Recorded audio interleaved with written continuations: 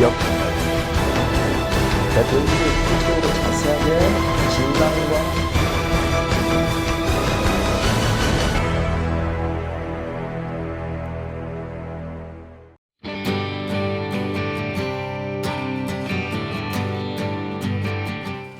팔주차 파라샤의 제목은 바이실라흐라고 해요. 바이실라흐. 끝에 이게 헤트 발음인데 목에서 나는 이런 발음이 돼가지고 발음하기가 쉽지 않아서 여기다가 괄호 안에다가 히읗 발음을 집어넣었습니다. 바이실라흐라는 뜻인데, 그래서 히브리어 늘 제가 반복해서 말씀드리듯이 자음 3개로 그 기본 형태가 이루어지는데, 이곳에서는 이 쉰, 라메드, 헤트, 그래서 이 3가지, 그래서 샬라흐라는 이런 동사가 기본 동사예요. 샬라흐는 보내다 이런 뜻입니다. 보내다, 사람을 어디로 보내다, 사자를 보내다, 뭐 선물을 보내다, 예물을 보내다 할 때 그런 보내다 이런 뜻이에요.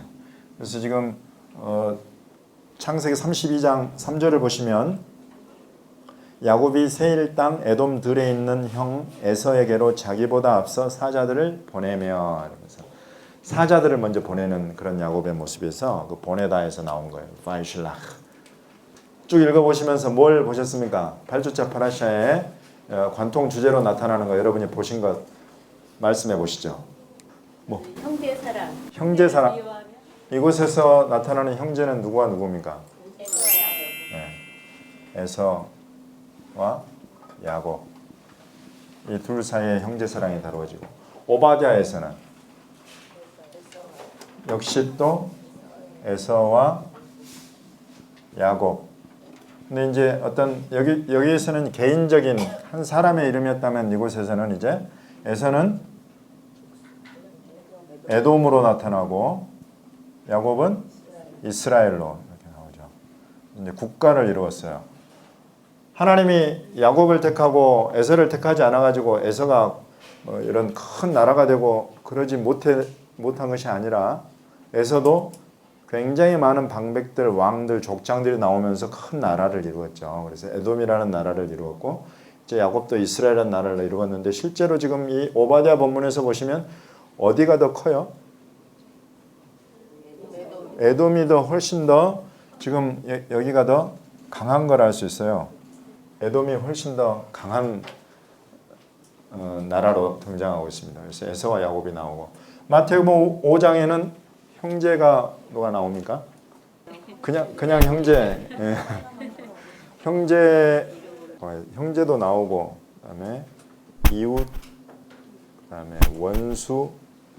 그래서 이 사랑의 대상이 지금 이렇게 나오는데, 그죠? 근데 형제에 대해서는 지금 주님이 어떻게 말씀하시는 거예요? 화목하라가 나오죠. 여기 정확하게 5장에 뭐라고 말씀을 하셨나 한번 보겠습니다. 마태복음 5장 22절. 형제에게 노하는 자마다 심판을 받게 되고, 형제를 대하여 나가라 하는 자는 공회에 잡혀가게 되고, 미련한 놈이라 하는 자는 지옥불에 들어가게 된다. 보다 정확하게는 지금 형제에 대해서 3가지. 하나는 처음에 노하는 자, 그래서 화내는 자, 심판을 받게 되고, 또 나가라고 하면 공회에 잡히게 되고, 미련한 놈이다 그러면 지옥불에 떨어진다. 이런 말씀을 지금 해주셨어요. 그러면서 형제에게 뭐 불편하게 하고 원망 들을 만한 일이 있거든, 하나님 앞에 예배하면서 예물 드리러 나오기 전에 먼저 가서 사과하고 화목해라, 이런 말씀을 지금 하고 계시죠. 좋습니다. 이 정도로 보고, 여기 사도들의 글에는 형제가 누가 나옵니까? 가인과 아벨이 나옵니다. 가인과 아벨. 그리고 요한일서에서는 누가 나옵니까? 그냥 이 형제라고 표현되는 어떤 자녀들 이야기가 나오죠. 여러분, 형제의 특징은 뭐예요? 여기 지금 에서와 야곱, 또 에돔과 이스라엘, 여기 나오는 이런 형제, 가인과 아벨, 형제들의 특징. 피를 나눴다는 것은 이제 부모가 같다 이거죠. 그래서 아버지를 생각을 해볼 수가 있습니다. 아버지. 에서와 야곱의 아버지는 누굽니까? 예, 이삭. 그리고 그 어머니는 이제 리브가고, 여기에서 역시 아버지를 생각해 볼 수 있는데 이삭과 리브가 부모.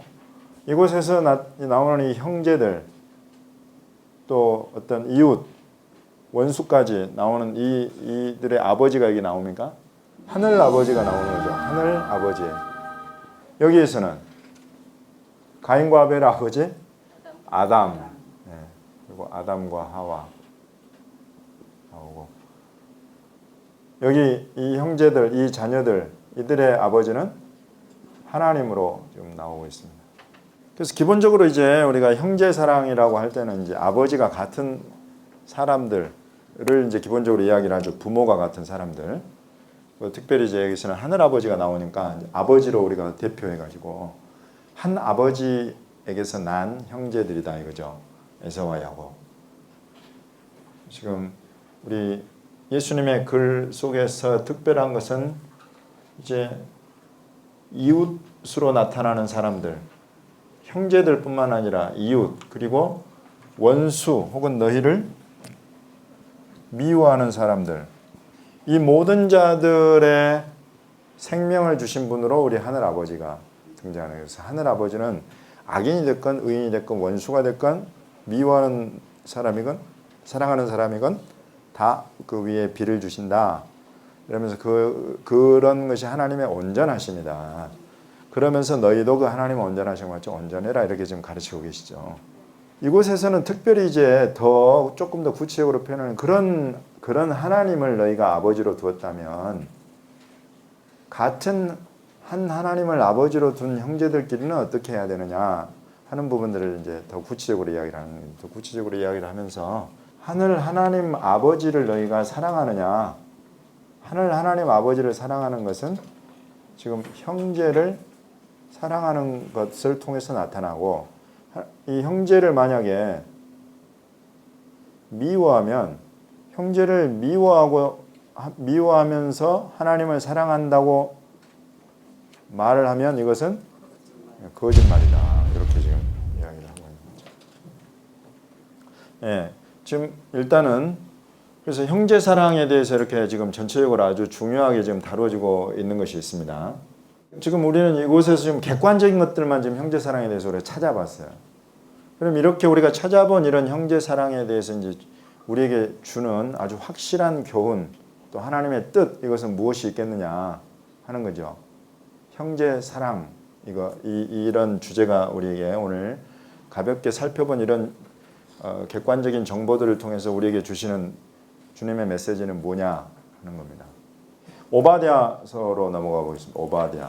한 아버지 이삭, 그리고 그 어머니 리브가에서 나온 그것도 쌍둥이 형제였단 말이죠. 에서 야곱 둘 다.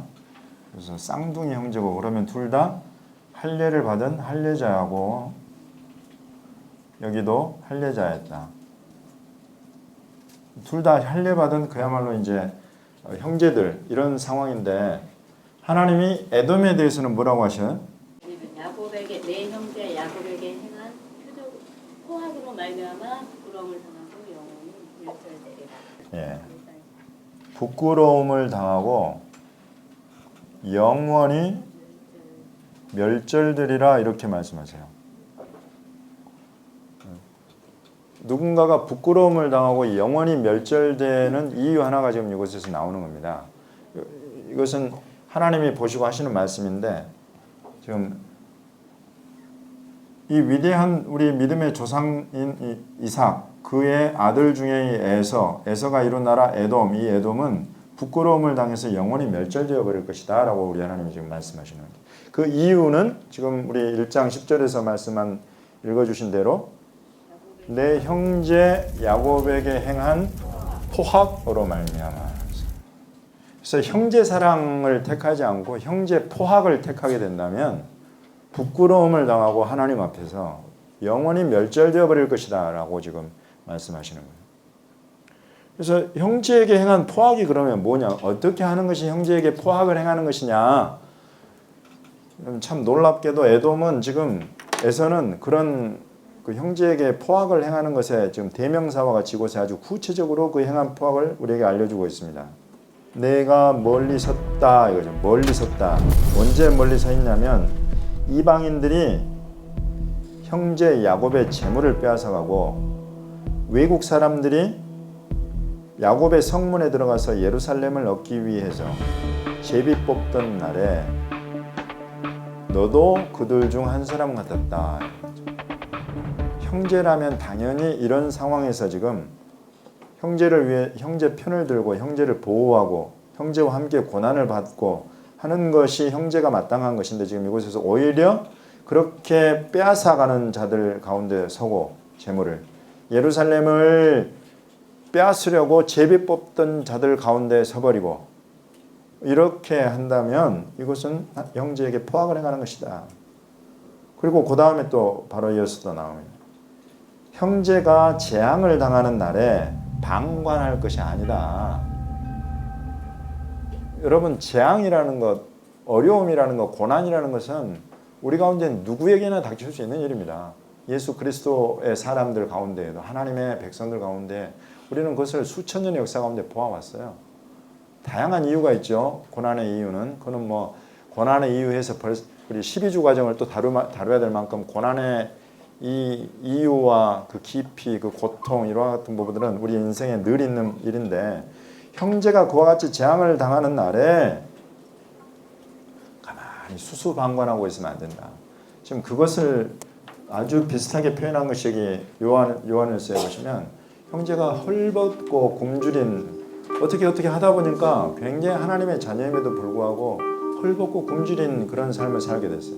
그러면 그럴 때 수수방관하고 있으면 안 된다. 그래서 배고픈 형제를 보고 가서 배불리 먹어라 이러고만 말해버리면 안 된다 이거죠. 나에게 그 채워줄 것이 있으면 그것을 먹여주고 헐벗고 있으면 입혀주고 이런 것이 형제에게 바라는 것이다. 근데 그렇지 않고 수수방관할 것 하면 포악을 행하는 것이다. 그리고 또 나옵니다. 패망한다 말이죠. 이스라엘, 저 하나님의 선민 이스라엘이 패망하는 날이 있단 말이에요.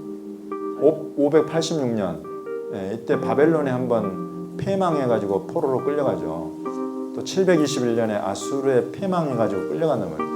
하나님의 백성, 선택한 백성들도 패망하는 날이 있는데 그 패망하는 것을 보고 하하 기뻐할 것이 아니라는 거예요. 형제가 그렇게 큰 패망하는 그런 고통 가운데 그런 재난 가운데 있을 때 또 그가 고난받고 있는데 내 입을 크게 벌릴 것이 아니다. 입을 크게 벌린다는 표현은 비웃고 조롱한다는 그런 표현입니다. 짝이라는 말이 있어요. 짝 히브리어에 입을 짝 벌려가지고 크게 소리 지르면서 조롱하고 한다는 그런 말인데 그렇게 한다 그러면 그거는 포악을 행하는 것이다. 또 환난을 당하는 날에 내 백성 곧 이스라엘의 환난을 당하는 날에 그 성문에 들어가면 안 된다.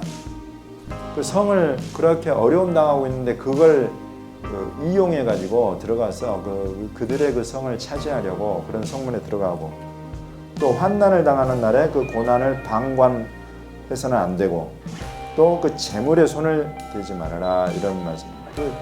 그렇게 형제가 어려움 중에 있는데 찾아가 가지고 내 이익이나 챙기고 혹시 얻을 것 있나 가지고 돈을 챙기고 재물을 보화를 챙기고 와 지금 뭐 계속해서 나오고 있습니다. 14절에도 도망을 해 어려움에 처해 가지고 도망하는데 그 도망하는 길을 막아버려.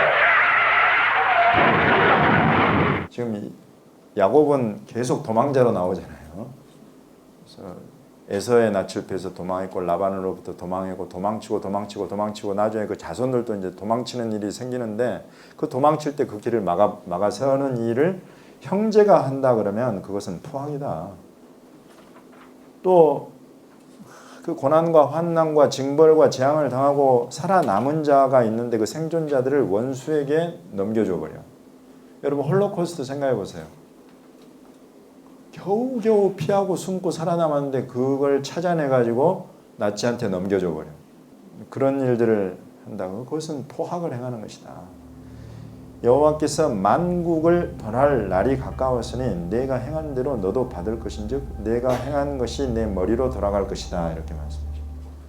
그래서 결국 형제 이스라엘에게 행한 이런 모든 포학의 결과로 이것이 이들의 정술이 머리로 돌아가가지고 영원히 멸절되어 버린다. 이렇게 우리 하나님이 말씀하시는 겁니다.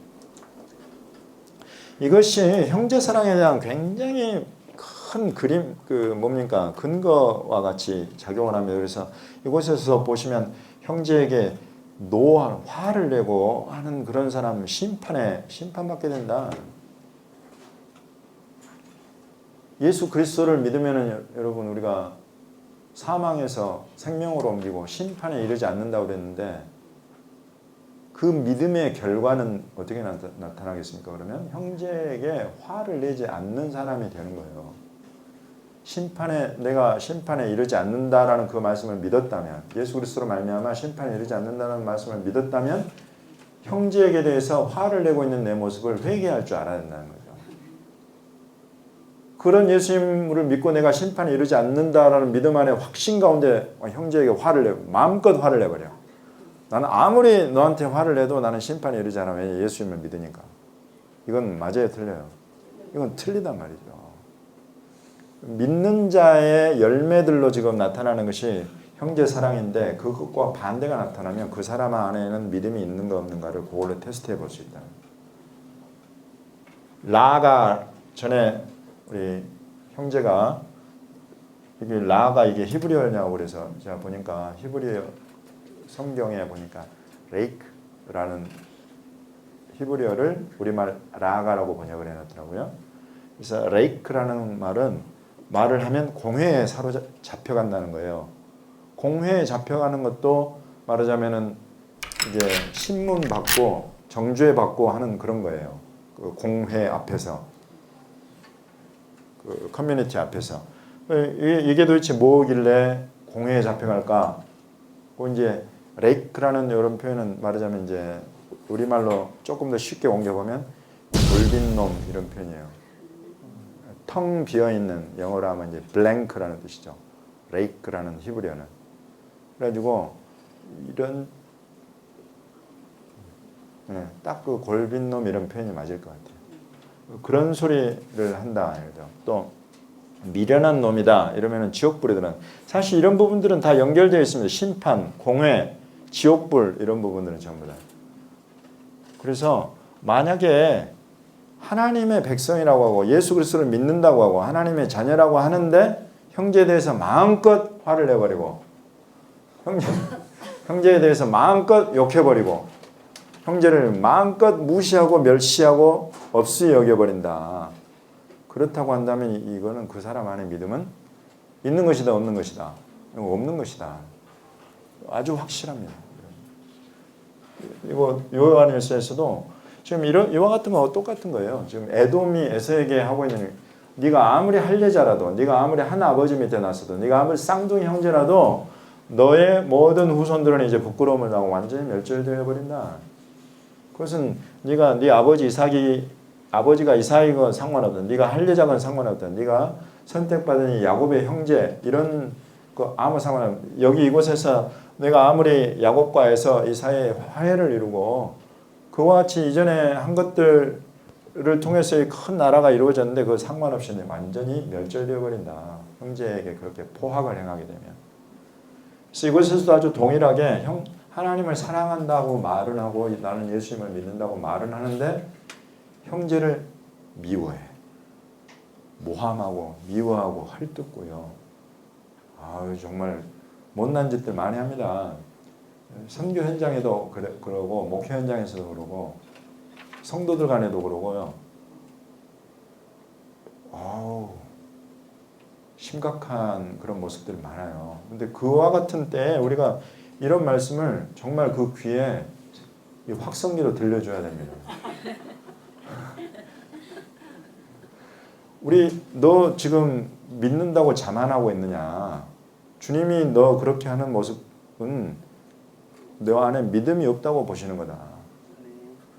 그래서 결국 이 사람의 끝은 이 영원히 멸절돼 같이 영벌로 들어간다는 거예요.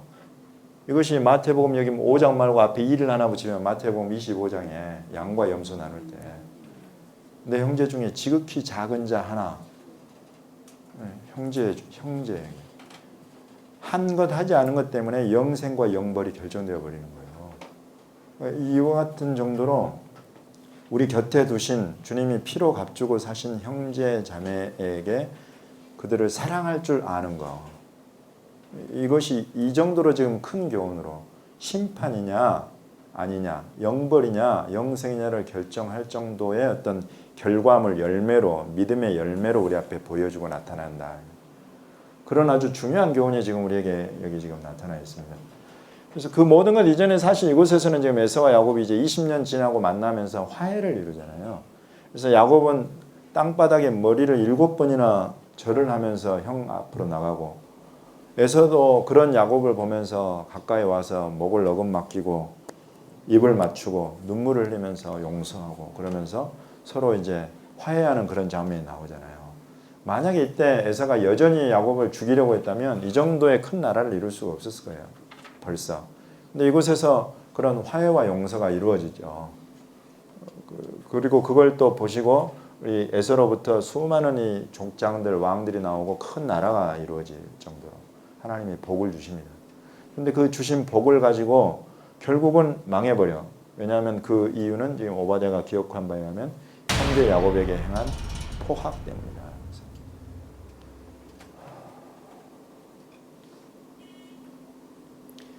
이런 우리 주님의 말씀이 구약에서부터 신약에까지 관통해서 확실하게 드러나고 있다는 것을 알면 오늘날 교회들끼리 또 목사들끼리 또 선교사들끼리 또 성도 간의 그런 이전 투구와 같은 그런 냄새나는 그런 싸움은 하지 않을 텐데 싶어요.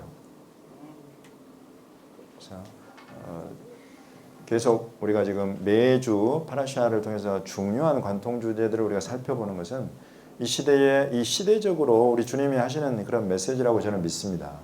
수천 년을 통해서 우리 주님이 교훈하신 것들을 드러내고 나타내시고 가르치시는 것은 이제 정말로 곧 심판의 때, 종말의 때가 가까워오는데 이와 같은 우리 주님의 가르침과 그 뜻, 그 마음을 알지 못하고 심판받을 자리에서 빠져나오지 못하고 회개하지 못하는 자들이 있는 것을 주님이 원치 않으시는 거죠. 그래서 얼마나 우리 모습을 이와 같은 이 관통 주제 주님이 중요하게 보시는 말씀 가운데 우리를 비춰봐야 되는지. 저도 사실 이거 하면서 막 계속 회개할 거 회개하고 돌이킬 거 돌이키고 그러고 있습니다. 나도 막 생각지 못하게 화내는 거 그렇죠. 돌이키고 한 번씩 용서를 구하고 계속 이렇게 야곱처럼 엎드려야 될 때 엎드릴 줄 알고 또 돌이킬 때 돌이킬 줄 알고 그러면 영혼의 멸절되기 전에 돌이키는 건데 주님이 계속 이와 같은 기회들을 우리에게 주시기를 바랍니다. 그래서 우리가 마침내 영원한 생명을 이루고 또 아버지의 온전하심과 같이 우리가 믿는 자들이 그렇게 형제 사랑을 통해서 온전해져가는 그런 모습 있기를 바라고요. 다음 관통주제 여러분 뭐 보셨어요? 율법과 계명. 율법과 계명은 우리가 분명히 중요하게 지금 다루어지고 있기는 한데 일단 아직 지금 여기 모세 글이 지금 창세기에 머물고 있어가지고 출애굽기에 들어가면 이 부분은 아주 강력하게 우리에게 다루어집니다. 그래서 그때 조금 더 보기로 하겠습니다. 또 뭐가 있을까요? 네? 거짓말? 거짓말. 흥미로운데요? 여기에 뭐 어떤 거짓말이 나옵니까? 오라버니들이 속이잖아요. 세겜의 아이가. 아, 예, 야곱의 아들들 디나의 오빠들이 그 이방 민족 사람들을 속이는 이야기. 예.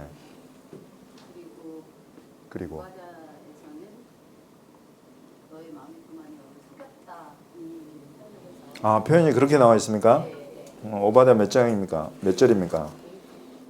1장 3절하고 7절을 보면은 너를 속였다. 예, 너의 마음의 교만이 너를 속였다 하고 7절에 네, 너와 화목하는 자들이 너를 속여 이겨. 아, 너와 화목하던 자들이 너를 속여 이기며 내 마음에 지각이 없어서 네가 속아버린다. 위에서는 마음이 교만해 가지고 스스로 속이는 거고 아래는 지각이 없어 가지고 다른 사람들한테 속임당하는 이야기가 나오는군요. 예, 좋습니다. 마태복음 5장에 그 마태복음 5장에는 예. 속였다라고 하기보다는 예. 5장 33절에 보면 헛맹세라고.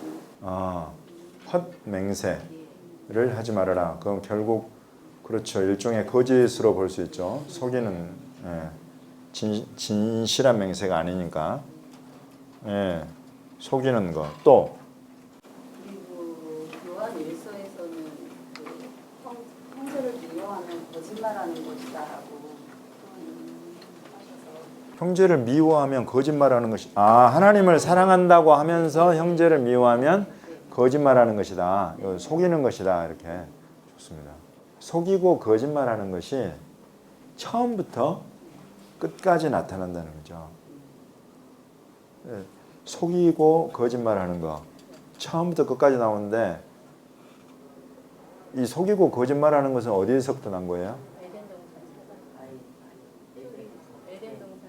에덴 뱀은 그래서 뭘 상징하는 것입니까? 예, 그렇죠. 여기 예수님의 말씀 속에 마태복음 말고 요한복음 8장에 보시면 너희 아버지는 너희 아비는 실은 마귀다. 마귀는 처음부터 거짓말하고 살인한 자다. 이렇게.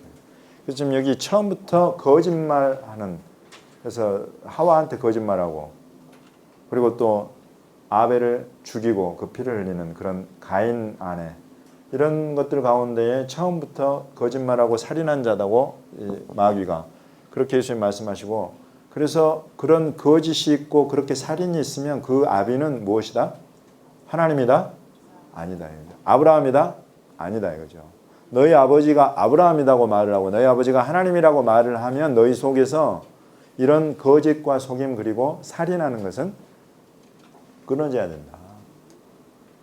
회개해야 된다. 그렇게 지금 주님이 요한복음 8장에서 하시는데 지금 그런 어떤 거짓과 속임 이런 일들이 처음부터 끝까지 있는 것에 대해서 우리 주 예수님은 마귀의 일을 멸하러 오신 분이다 하고 여기 요한일서의 이야기라고 있습니다. 요한일서에 보시면 우리 주님은 마귀의 일을 멸하려고 오셨다. 그래서 그 마귀의 일 하나님의 일 요거 가운데 가장 뚜렷하게 보이는 것으로 요한일서가 이야기하는 것은 형제를 사랑하느냐 미워하느냐예요. 갑자기 옆에 앉아있는 형제자매가 굉장히 사랑스럽고 이뻐 보이고 그래. 좋습니다. 또 뭐가 있을까요? 응? 이긴 자 32장 28절 읽어주세요.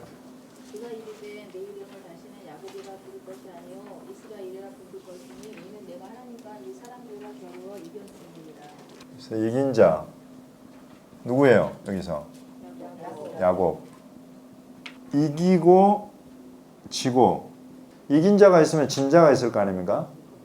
여기서 야곱이 이긴 자면 진 자는 누굽니까? 천사 나왔고요. 하나님 나왔고요. 사람 나왔어요. 여기 오바댜에 보면 하나는 불이 되고 하나는 지푸라기. 누가 불이고 불꽃이에요?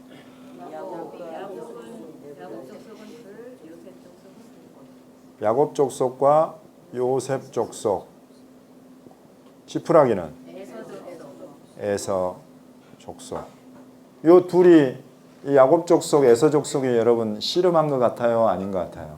씨름 이런 이기고 지고 이런 부분들은 전부 다 경쟁이죠. 경쟁자.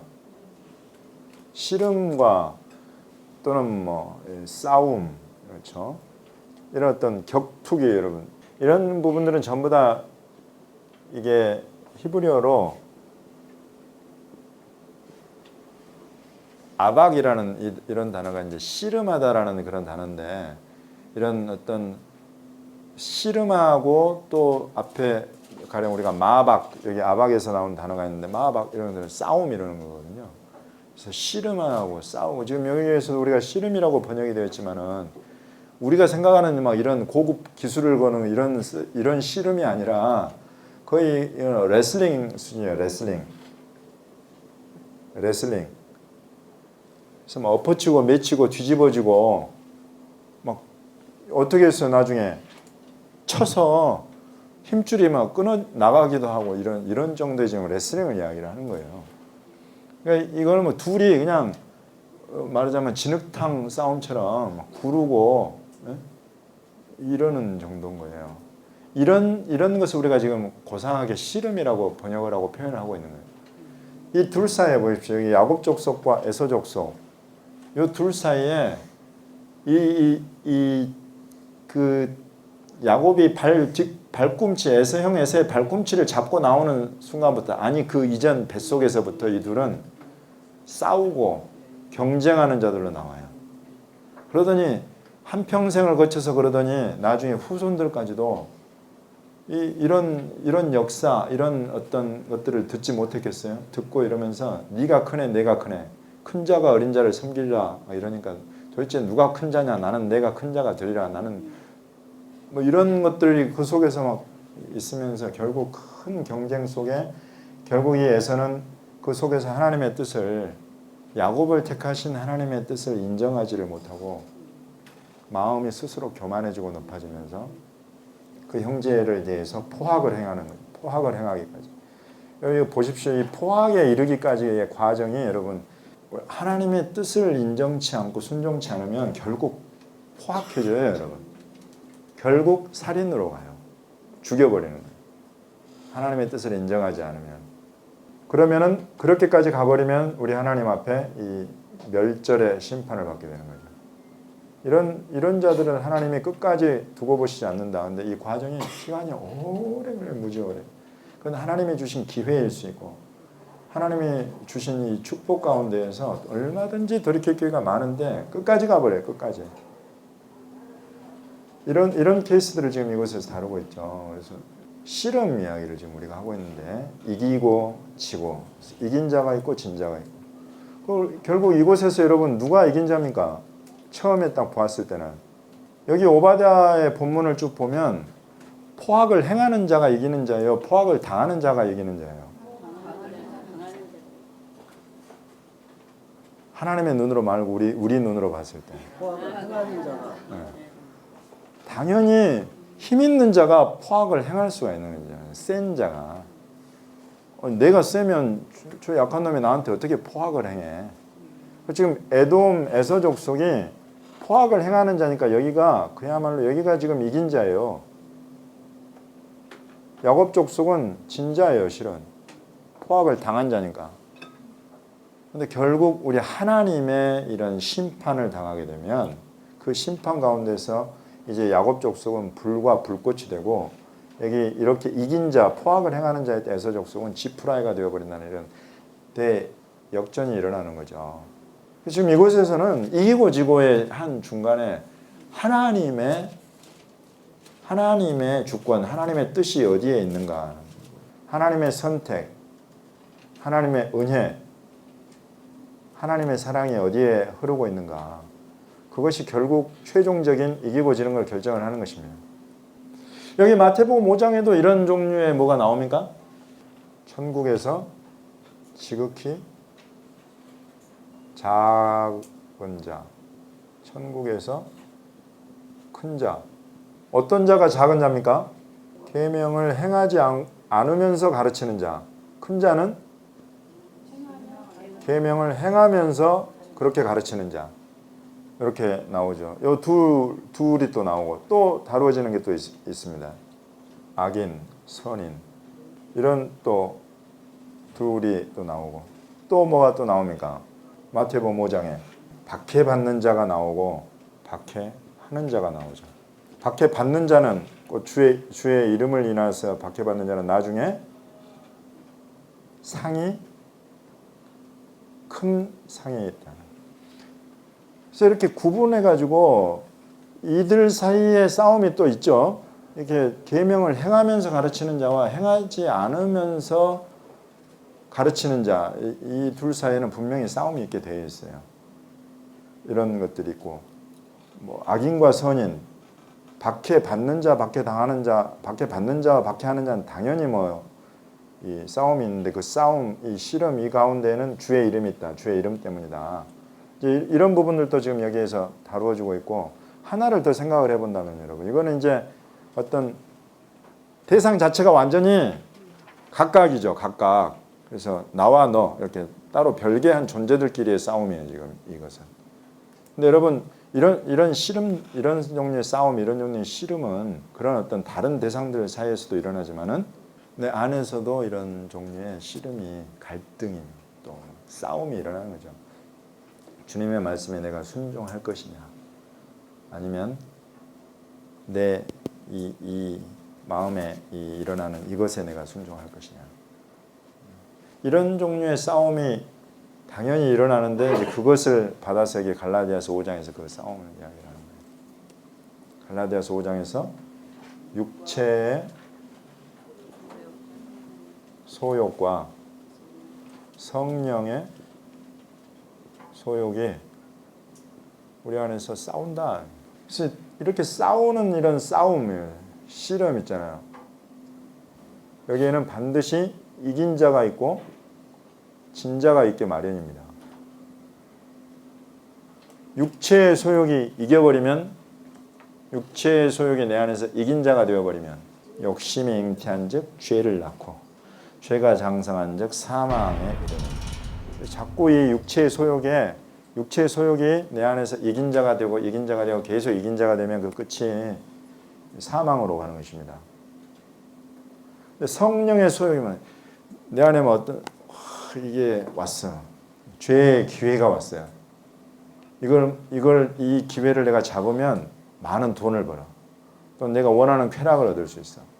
이런 상황에서 딱 잡으려고 하는데 성령께서 이거를 막고 회방하고 거스려 주셔. 감사하게도. 그러면 이제 거기에서 선택은 누가 하는 거예요? 내가 그곳에 선택을 해야 되는 거죠.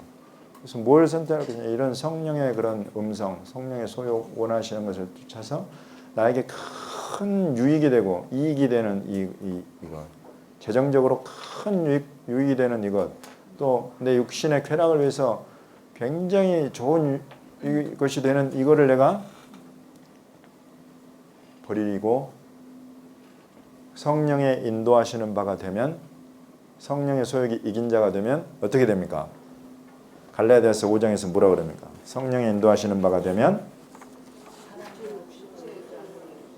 육체의 소욕을 이루지 아니하리라 그러시면서, 그런 사람은 이제 율법 아래에 있지 않은 자가 된다.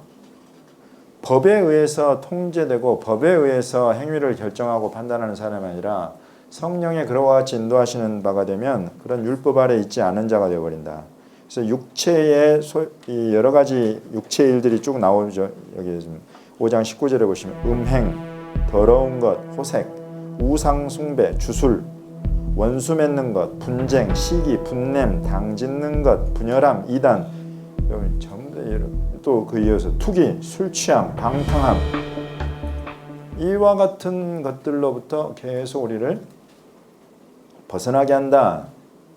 율법이 말하는 그런 저주, 율법이 말하는 그런 어떤 정죄와 사망에 이르는 것들로부터 우리를 실은 끌어내는 것은 율법이 아니라 내 안에 오신 성령의 인도하심이다. 성령의 감동을 따라 살면 이와 같은 모든 것들로부터 벗어나게 되고, 그리고 하나님의 나라를 유업으로 받게 된다. 이렇게. 이곳에서의 씨름은 형제를 사랑할 것이냐 미워할 것이냐의 그런 씨름이죠. 그런 싸움이 우리 안에 있어요, 여러분. 여기에서 형제를 미워하는 것은 살인하는 것과 똑같다고 주님이 보시는구나. 그와 같은 것들이 내 안에서 통제되지 않고 회개되지 않고 계속 가면 결국 사망에 이르고 심판에 이르고 영원한 형벌에 이르게 되는구나. 이와 같은 것들을 확실하게 알면 돌아설 힘이 생겨요. 아주 중요한 주제가 나왔는데 씨름, 싸움 이런 것은 여기 처음부터 성경에 처음부터 등장을 해서 끝까지 나오고 있다. 그래서 여러분 우리 한 사람 한 사람은요 성경이 처음부터 말하기를 뭐냐면 씨름하는 인생이다. 싸움하는 인생이다. 그거를 모르면 안 된다. 모르면 안 된다. 우리에게 있는 씨름, 우리에게 있는 싸움은 성경 처음부터 들어와 있는 우리 인생은 당연히 경험하게 되는 그와 같은 것이다. 이거를 일단 기본적으로 우리가 이해하고 받아들이게 돼요. 그런 싸움, 그런 씨름 안에서 우리가 어떻게 그러면 이겨갈 것이냐 또는 져갈 것이냐 이런 부분들에 대한 교훈을 오늘 이 관통 주제를 좀 살펴보면서 얻어가시면 돼요. 아담과 하와의 씨름, 또 하와와 뱀의 씨름, 싸움 여기에서부터 막 나오지만은 실은 지금 오늘 이 본문에서는 지금 여러분 보시듯이 야곱의 씨름 이야기가 나와요. 야곱의 씨름 이야기. 그래서 여러분 씨름에는 늘 대상이 있다. 싸움에는 늘 대상이 있다. 그 대상이 무엇인가를 알면 누구와 싸우는지를 알면 그 대상에 적절하게 싸움의 방법, 싸움의 기술을 바꿔갈 수가 있어요. 이런 부분들 우리가 어쩔 수 없이 알고 배워야 돼. 왜? 우리는 씨름하는 인생이기 때문에. 적어도 이 육신의 장막 가운데 살고 있는 이때 이 동안에는 우리는 씨름하는 인생이다. 그것을 지금 야곱이 보여주고 있어요. 처음부터. 아브라함, 이삭, 야곱 우리가 아봇, 조상들이라고 부르는 이 3대 족장의 이 삶의 역정은 실은 굉장히 예언적이고 계시적이다. 반복해서 말씀을 드립니다. 이들이 경험한 이와 같은 일들은 하나님이 후대에 주시는 너무나도 중요한 그런 교훈들을 다 담아내고 있는 그런 삶의 역정들이 대부분이에요. 특별히 성경에 기록된 것들은 더구나. 그래서 지금 이곳에서 보시면 야곱이 씨름을 한다 이거죠. 어떤 상황입니까? 지금 야곱이 씨름을 하게 된 상황이에요. 이걸 조금 더 우리가 들여다볼게요. 야곱이 씨름을 하게 된 상황. 다음날 에서한테 죽을지도 모르는 상황.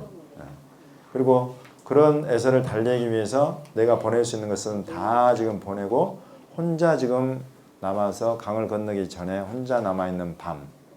역사는 밤에 이루어집니다. 그래서 베드로도 통곡하면서 한 그 일이 밤에 이루어지고 지금 이 야곱도 이 씨름이 밤에 이루어지는데 이 밤에 그런 상황에서 이제 야곱이 씨름을 하게 되는데 야곱이 원해서 한 씨름이에요? 어떻게 된 거예요? 하나님의 사자가 와서 시비를 걸었죠. 네, 시비를 그렇죠. 근데 누가 왔는지는 여기 성경에서 어떻게 말하는지 한번 보시죠 함께. 지금 누구와 싸우는지를 여러분 한번 보실 필요가 있어요. 야곱이 누구와 씨름하는가? 같이 한번 읽어보겠습니다. 시작. 야곱은 홀로 남았더니 어떤 사람이 날이 새도록 야곱과 씨름하다가 누가 씨름했다고요? 어떤 사람이 씨름했다는 거예요. 그래서 여기서 지금 사람과 씨름했다는 것은 전혀 어떤 우리가 하나님을 할지 천사를 할지 생각해 볼 수 있는 어떤 것이 없어. 지금 사람으로 나타난 어떤 존재예요. 그래서 이 사람과 씨름을 하게 됐는데 야곱이 씨름을 건 것이 아니라 여기 표현을 보면 어떤 사람이 날이 새도록 야곱과 씨름하다가 주체가 어떤 이 사람으로 나와요. 이 사람이 와가지고 씨름을 건 거예요. 왜 씨름을 걸었겠어요? 할 것도 많잖아요. 그 밤에 모닥불 피워놓고 야곱아 지난 인생 이야기 우리 한번 해보자. 그래서 그런 데서 막 모닥불 피워 노래 부르면서 지난 이야기 이야기해보면 얼마나 좋아요. 내가 정말 내 형을 속이고 그 형 속였던 형을 떠나서 20년 라반을 섬기는데 그 우여곡절하며 이제 다시 형 앞으로 돌아가는 이 파란만장한 인생을 이걸 쭉 풀어놓기만 해도 이게 부족할 시간인데 와가지고 왜 씨름을 거냐고 이 사람한테 지금 그러지 않아도 괴로움이 많은 이 사람한테. 이유는 여러 가지가 우리가 생각하지. 이런 데는 이제 행간일게요. 확실하게 나와 있지는 않아요. 왜 씨름을 걸었는지. 그래서 제가 여러분께 드린 말씀 중에 하나가 씨름하는 그런 인생에 대해서 우리 하나님께서 지금 이 야곱의 이 씨름을 통해서 우리 모든 인생을 가르치고 계신다. 우리가 지금 이런 상황, 이런 갈등에 이런 죽을지도 모르고 너무너무 괴로운 상황이죠. 형을 대면해야 되는 걸 자기가 속이고 모든 걸 빼앗았던 그 형을 다시 대면해야 되는 이런 상황. 그야말로 속에서 오만 가지 생각이 다 일어나는 그런 지금 형편, 이런 것들이 씨름이라는, 싸움이라는 어떤 걸로 지금 표현이 되고 있는 거죠. 이제 다른 여러 가지로도 우리가 생각할 수 있어요. 근데 이제 제가 여러분에게 말씀드린 것은 이 사람이 와가지고 이렇게 씨름을 건 거는 이렇게 씨름하는 이런 인생에 대한 계시다. 예언적인 그런 것이다. 일단 이렇게 한번 보고 넘어가 보겠습니다. 이 사람과 와서 씨름을 해요. 근데 이 사람이 지금 이제 이긴 자 진자를 보면 누가 졌어요? 이 어떤 와서 씨름을 건 사람이 실은 져버렸어. 지고는 어떻게 했어요? 바로 축복했어요? 아, 너무 쉬운데 그러면 이 사람이 너무 쉬운 사람이 되고, 예, 25절에 보면 자기가 야곱을 이기지 못함을 보고 그가 야곱의 허벅지 관절을 치매 야곱의 허벅지 관절이 그 사람과 씨름할 때 어긋났더라. 그러면 도대체 누가 이긴 거예요 지금? 허벅지 관절을 딱 쳐가지고 그 허벅지 관절이 어긋나 버렸으면 누가 더 센 거예요? 어떤 사람이 더 센 거죠 실은 또. 근데 어떻게 야곱이 이겼지? 이 상황에서 이제 딱 보면 아, 이 사람이 져줬구나 하는 것들을 우리가 생각해 볼 수 있어요. 이길 수 있는 사람인데 져줬구나. 그리고 딱 허벅지 관절을 치고 어긋나고는 이 사람이 이제 나로 가게 하라 이러는 거예요. 그때 야곱이 어떻게 한 거예요? 축복하기 전에는 못 갑니다. 축복하기 전에는 못 갑니다. 여기 지금 우리말로는 뭐 나로 가게 하라 또는 뭐 축복하지 않으면 가게 하지 아니하겠나이다 이렇게 지금 번역이 되어 있잖아요. 히브리어는 어떻게 되어 있을까요? 히브리어로는 요게 쓰였어요. 요게. 똑같은 이 샬라흐라는 이 동사가 쓰였어요. 나를 보내다오. 슐라하니 그래요. 나를 보내다오. 그러니까 이게 야곱이 못 보냅니다. 축복해 주기 전까지는 못 보냅니다. 자기 환도뼈라고도 하고 고관절이라고도 하니 엉덩이 여기 엉덩이 허벅지 관절을 딱 치고는 자기가 어긋나는 걸 보고는 야, 이 사람 나보다 더 센 사람이구나. 붙어본 사람은 알아요. 붙어본 사람. 우리는 안 붙어봐가지고 이게 뭐 사람이 뭐 여러 붙어본 사람은 알아요. 이 야곱은 나은 거죠. 이 누군지. 자기보다 센 사람이고 늘 축복이라는 것은 기본적으로 강한 자가 약한 자예요. 큰 자가 작은 자에게 하는 것이죠. 그래서 나는 당신보다 작은 자다. 당신이 큰 자다 하는 것을 좀 인정하는 거예요. 자기한테 복을 빌어달라고 하는 것은. 이 사람을 야곱이 어떻게 누구라고 이제 생각을 하는 거냐. 그게 요 다음 구절에 보면 나와요. 32장 30절에 내가 하나님과 대면해 보았지만은 내 생명이 보존되었다. 아, 이분이 하나님이구나. 요런 고백을 지금 야곱이 하고 있는 거예요. 그 사이에 이제 이름 바꿔주는 이야기가 나옵니다. 이름 바꿔주는. 이 사람이 하나님이구나 하는 것을 확증하게 된 거는 이 사람이 자기보다 큰 사람인 거는 알겠는데 하나님인 것은 어떻게 알았냐면 이 사람이 자기 입으로 이야기를 한단 말이죠. 이 사람이 자기 입으로 뭐라 그러냐면 내 이름을 이제 야곱이라 하지 않고 이스라엘이라고 부를 텐데 이는 네가 하나님과 및 사람들과 겨루어 이겼음이니라. 이러면서 지금 이 야곱과 씨름한 이 사람은 사람으로도 나오고 히브리어로 이슈라고 합니다. 이슈. 사람으로도 나오고 그리고 여기서는 지금 하나님과 사람들로 더불어 겨루었다. 그리고 또 내가 하나님의 얼굴을 봤다. 이럴 때 엘로힘이 나와요. 엘로힘. 이슈이면서 엘로힘인 어떤 존재. 이 사람의 존재에 대해서 또 하나의 표현이 나와요. 호세아서 12장 3, 4절. 야곱은 모태에서 그의 형의 발 뒤꿈치를 잡았고 또 힘으로는 하나님과 겨루되 천사와 겨루어 이기고 울며 그에게 간구하였으며 하나님은 베델에서 그를 만나셨고 거기에서 우리에게 말씀하셨나니. 이걸 보면은 지금 이 이슈이면서 엘로힘인 이 사람은 말라크다, 천사다, 천사. 그래서 천사 중 한 사람은, 천사는 사람의 모양으로 우리 앞에 나타날 수가 있죠.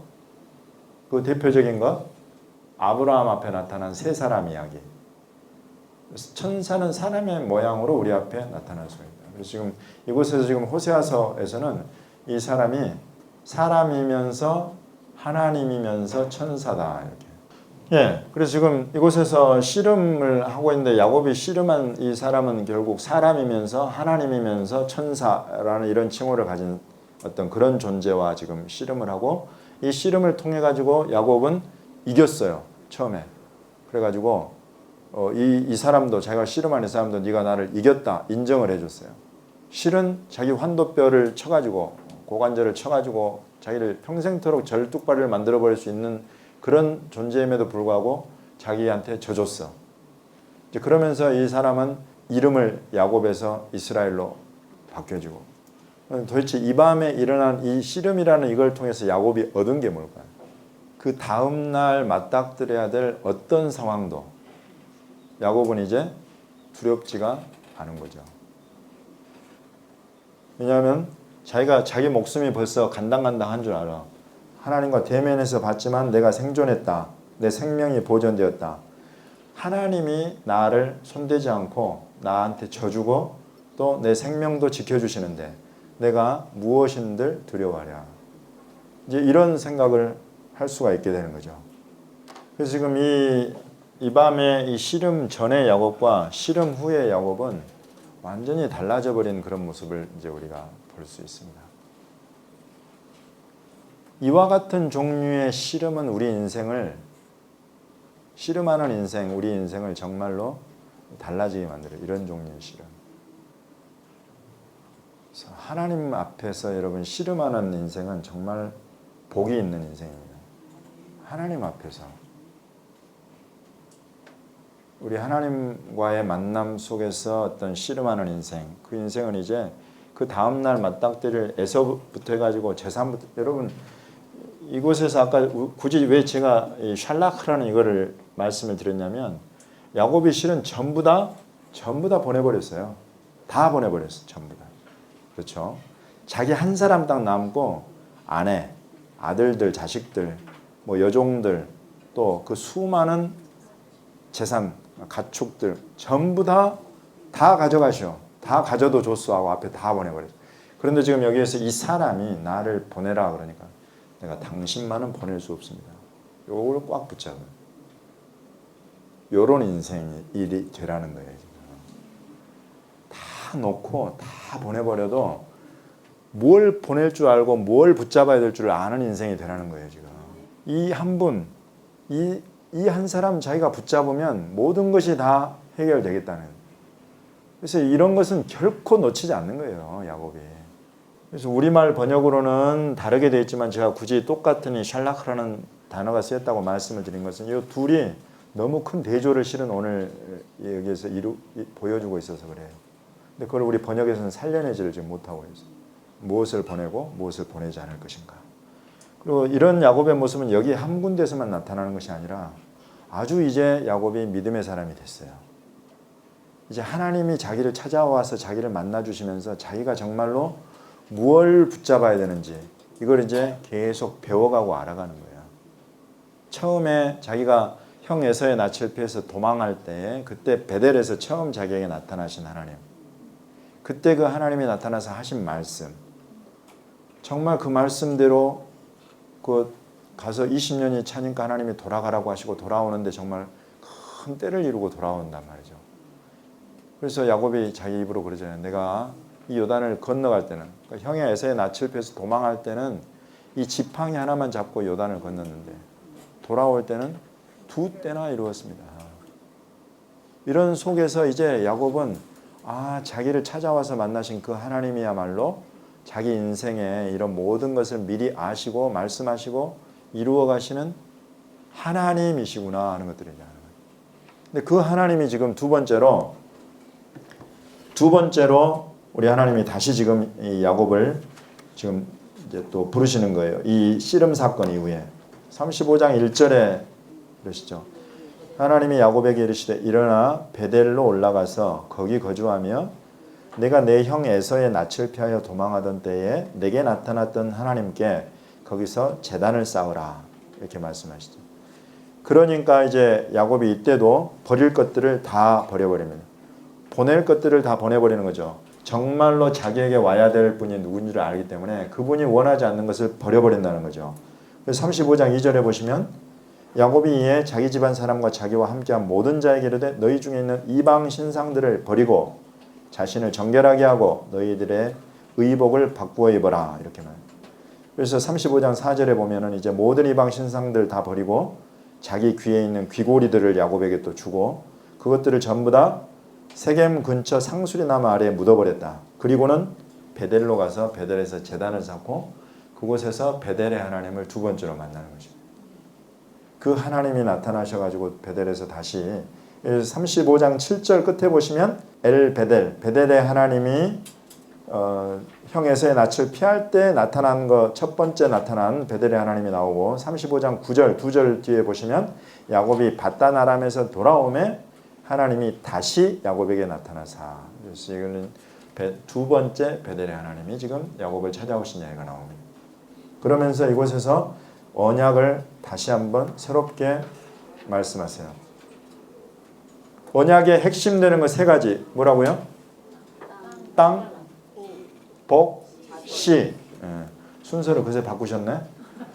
땅, 시, 복. 땅, 시, 복. 지금 이곳에서 하나님이 하시는 말씀 가운데 핵심으로 나타나는 거 세 개가 바로 그거예요. 땅, 시, 복. 그에게 복을 주시고 이렇게 말씀하시고 그리고 12절에 보시면은 아브라함 이삭에게 준 땅을 내게 주고 내 후손 씨 이야기는 내 씨에게도 그 땅을 주리라. 그리고는 올라가시는 거예요. 13절에 보시면 하나님이 그와 말씀하시던 곳에서 그를 떠나 올라가신다. 그 사이에 다시 한번 브니엘에서 만났던 그 씨름하는 자가 바꿔줬던 그 이름 그것을 지금 35장 10절 베델의 하나님이 정확하게 이곳에서 지금 다시 한번 언급을 하시죠. 내 이름이 야곱이지만은 내 이름을 다시는 야곱이라 부르지 않겠고 이스라엘이 내 이름이 되리라 하시고 그가 그의 이름을 이스라엘이라 부르시고 그러면서 이제 그 베델의 하나님의 자기 계시가 나옵니다. 나는 전능한 하나님이라 엘 샤다이. 그래서 전능한 하나님의 특징은 바로 이어서 나타나는 이것이 전능한 하나님이 하시는 역사입니다. 생육하고 번성하라. 생육하는 것, 번성하는 것. 한 백성과 백성들의 총회가 내게서 나오고 왕들이 내 허리에서 나오고 땅을 너와 내 후손에게 주고 이런 모든 일들을 하시는 분이 엘 샤다이 전능한 하나님이다. 그 하나님의 이름을 가지고 사기쳐버리는 하나님에 대한 이해, 믿음 아무것도 없었던 야곱을 하나님이 지금 찾아와서 만나주시면서 믿음의 사람으로 바꾸어 가시는 것들을 우리가 계속 보고 있습니다. 그 중에 지금 등장하는 중요한 사건이 여기 씨름 사건. 찾아와서 씨름해 주시는. 씨름해서 져주시면서 축복하시는 그 사건이 지금 여기 나타나고 있죠. 여기까지 해서 혹시 질문 있습니까? 예.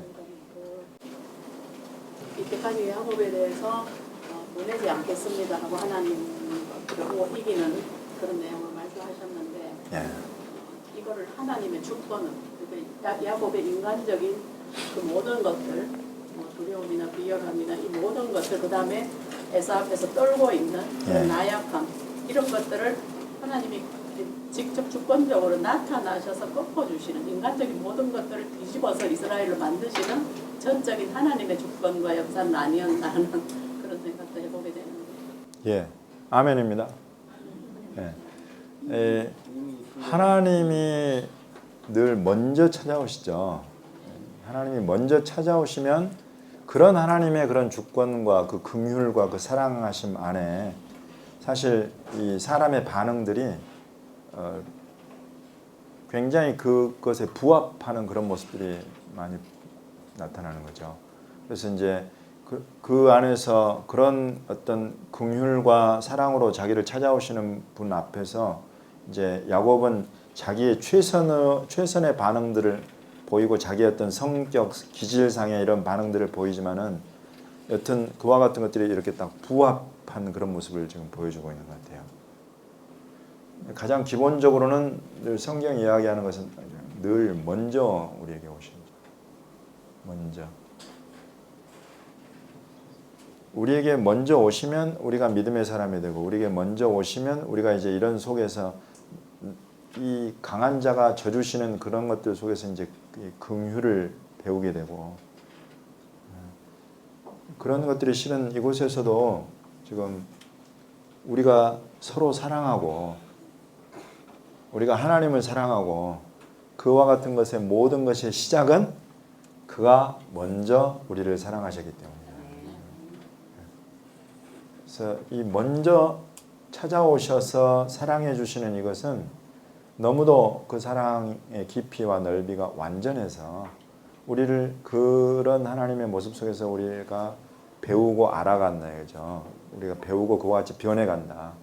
그래서 이제 그런 사랑을 받은 자는 먼저 찾아오셔서 나를 구원하시고 나를 사랑하시는 그 사랑을 받은 자는 이제 그 사랑 안에서 이제 두려움을 이겨내고 사실 사랑과 두려움이 이렇게 두려움을 몰아내는 것은 사랑이다. 지금 여기에서 이 찾아온 이 하나님의 이런 어떤 사실 이 사랑이 이 안에 야곱 안에 있던 두려움을 완전히 몰아내버리는 거죠. 밤의 두려움, 에서의 두려움, 모든 두려움을 다 몰아내고 이제 낮을 맞이하고 에서의 낯을 맞이하고 그런 힘을 얻게 돼요. 늘 그렇습니다. 여기에서도 우리 나와 어떤 사람인가를 우리가 잘 알잖아요.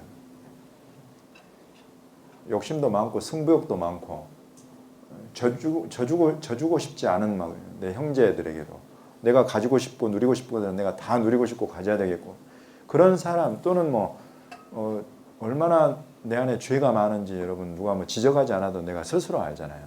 내 안에 내가 어떤 죄인인가 그런 사람을 먼저 찾아오시더라고요. 찾아오셔가지고 이렇게 용서한다 그러시고 사랑한다 그러시고 여기 먼저 사랑하시면 우리가 그 안에서 이제 모든 두려움을 다 이겨내고 다른 사람들을 향한 동일한 그런 사랑의 손길을 펴내게 되고 이런 것이 여기에서부터 아주 이런 하나님의 모습 속에서 끝까지 이렇게 쭉 가는 것을 우리가 볼 수 있습니다. 그래서 하나님의 그런 주권적인 은혜와 사랑은 늘 먼저 우리에게 오신다.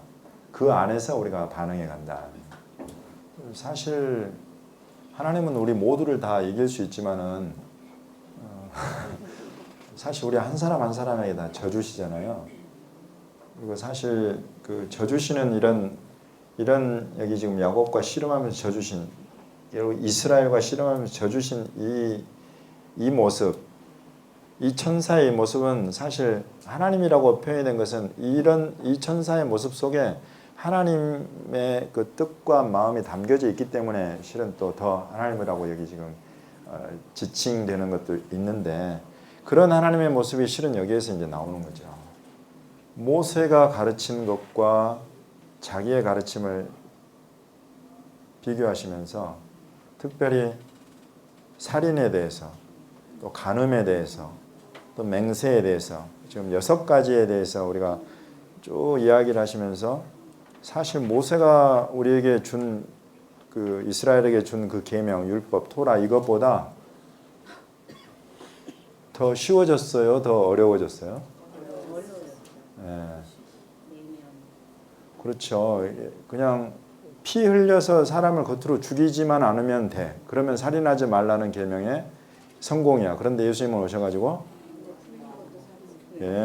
이제 네 마음으로 형제를 미워하고 그런 것은 살인하는 것과 같다. 또 뭐 실제로 통간을 하지 않으면 간음하지 않은 거예요. 그런데 예수님은 오셔가지고 네 마음에 여자를 보고 음욕을 품으면 벌써 간음한 거다.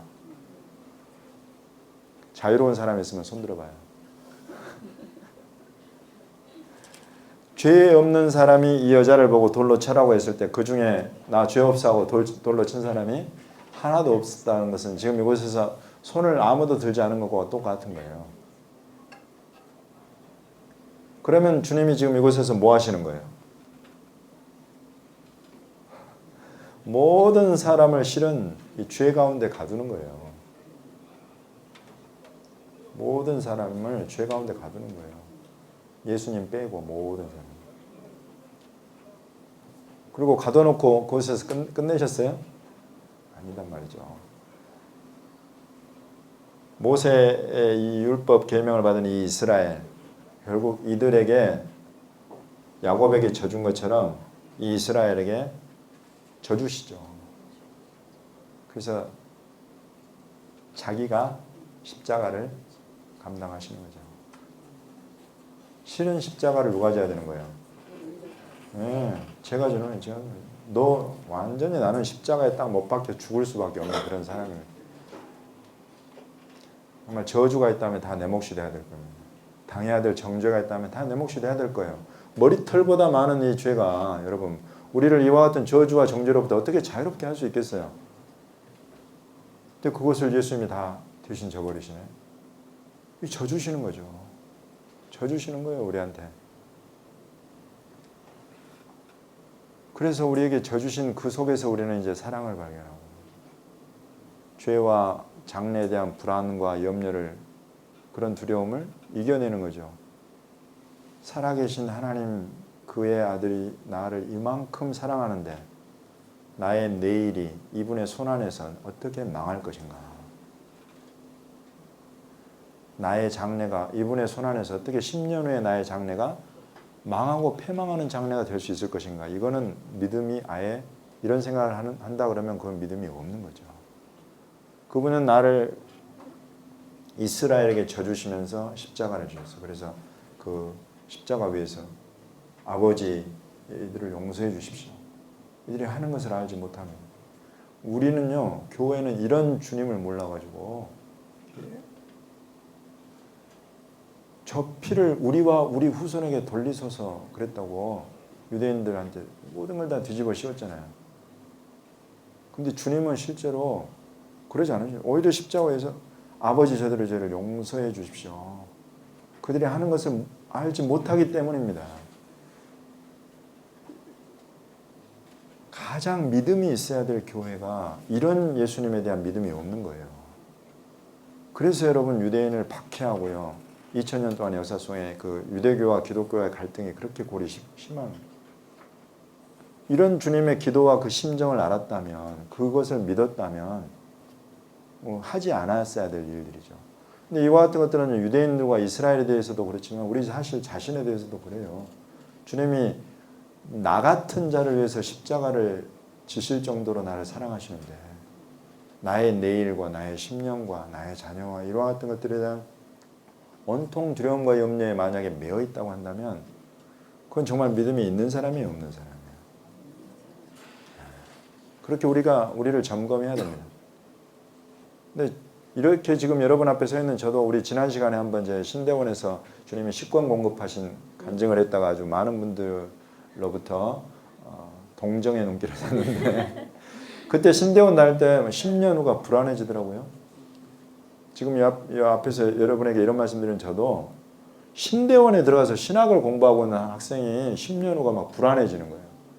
내가 뭘 하고 있을까? 잘하고 있을까? 이렇게 돈도 없고 아무것도 없는데 뭘 할 수 있을까? 근데 그러던 어느 순간에 가만히 이렇게 신대원 기숙사 앞에 앉아 있는데 갑자기 믿음이 확 와요. 이 예수님 손안에 지금 내 인생이 있구나. 나의 10년 후가 그분 손안에 있구나. 이게 갑자기 믿음이 확 부어지는 거예요. 그래서 툴툴 털고 그런 불안과 그런 두려움을 툴툴 털고 일어날 수가 있었어요.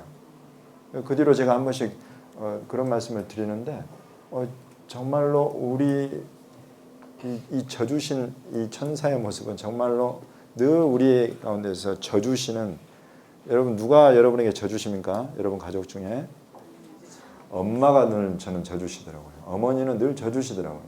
모성의 바탕 이런 긍휼이 있는 어머니는 불쌍히 여기는 마음이 있는 어머니는 모든 상황에서 나한테 다 져주시더라고요. 그런 모성의 긍휼의 하나님의 모습이 실은 이 예수님의 십자가 또한 그와 같은 것이고 그래서 그렇게 불쌍히 여기고 긍휼히 계시는 하나님을 저와 여러분은 아버지로 모시고 있습니다. 그 사랑과 그 긍휼이면요, 여러분 우리 안에 지금 여러 형태, 모든 형태의 불안과 두려움이 있을지라도 얼마든지 이겨낼 수 있다, 극복해낼 수 있다. 또 그런 은혜를 주실 줄로 믿습니다. 그래서 지금 이곳에서는 이 야곱의 씨름의 대상이 이런 사람, 천사, 하나님으로 나타나고, 지금 이곳에서는 그야말로 야곱의 씨름의 대상이 형제인 에서로 나타나요. 그래서 이 씨름의 대상. 그래서 이곳에서는 참 희한하게 야곱은 어느 틈엔가 에서보다 약해져 가지고 오히려 작은 자가 돼서 이렇게 막 박해를 당하고 포악을 당하는 그런 약한 자가 되어버리고 진자와 같은 그런 모습이 됐지만, 우리 하나님의 이런 선택과 언약 안에서는 나중에는 결국 불이 되고 불꽃이 되는 그런 모습이 나오고, 에서 족속은 지프라이가 되는 그런 모습이 나오고 있다. 이 싸움의 대상들을 좀 우리가 조금 보면, 싸움의 대상들에 따라서 우리가 어떻게 해야 될까, 지금 이런 데서는 이 싸움의 대상이 이 하나님이었기 때문에 야곱이 꼭 붙들고 늘어졌는데, 지금 이곳에서는 뭐 형제가 자기에게 포악을 행하고 형제가 자기에게 그와 같은 모습을 보일 때에 지금 야곱은 어떻게 하고 있는가. 뭐 이곳에서는 굉장히 지금 수동적이고 피동적인 그런 야곱, 요셉의 모습이 지금 보이고 있죠.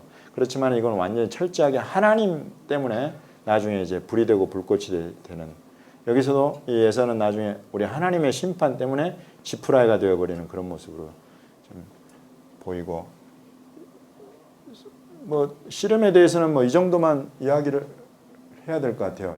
따로 설명이 필요하지가 않을 만큼 실은 지금 여기에서 이 져주는 천사의 모습, 이곳에서는 이제 이 십자가 예수와의 모습을 아까 우리 여기 설명하면서 이런 이 긍휼과 야곱을 향한 긍휼과 사랑을 담고 있어서 지금 구약에서 야곱과 씨름한 이 존재, 이 사람을 통해서, 이 사람이 우리가 구약에 예슈아라고 직접 말을 할 수는 없지만은 메시아를 예표하고 있는, 담아내고 있는 그런 존재로 우리가 볼 수가 있겠습니다. 예, 오늘은 그러면 여기까지만 하겠습니다.